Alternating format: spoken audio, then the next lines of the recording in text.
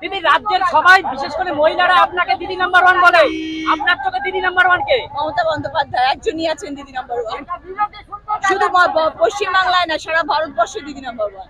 সারা ভারতের দিদি নম্বর ওয়ান একজনই, তিনি মমতা ব্যানার্জি। ভোট প্রচারে এসে বললেন রচনা বন্দ্যোপাধ্যায়। কালীগঞ্জ বিধানসভা উপনির্বাচনের আর হাতে গোনা কয়েকটা দিন বাকি, আর প্রতিদিনই প্রচারে ঝড় তুলছে শাসক দল।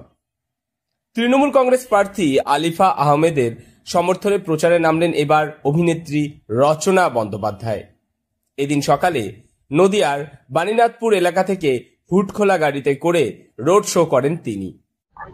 দিদি, সকাল থেকে প্রচার করছেন, কিরকম সাড়া পাচ্ছেন? খুব ভালো সাড়া পাচ্ছি, প্রচুর মানুষের, এত গরম তারপরেও এত মানুষ রাস্তায় দাঁড়িয়ে আছেন, এতেই বোঝা যায় যে মা মাটির মানুষের সরকার এখনো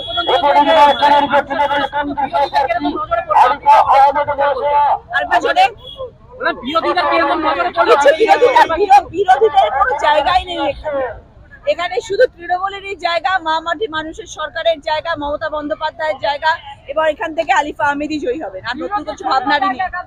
কালীগঞ্জ বিধানসভার বিভিন্ন এলাকায় আলিফা আহমেদের হয়ে ভোট প্রচার করতে দেখা যায় রচনা ব্যানার্জিকে। রচনা ব্যানার্জির উপস্থিতিতে ভিড় উপচে পড়ে রাস্তায়।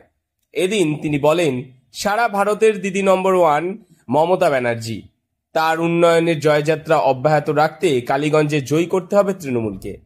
তিনি আরো জানান, বিরোধীদের এখানে কোনো জায়গা নেই, এই আসন শুধুই তৃণমূল কংগ্রেসের।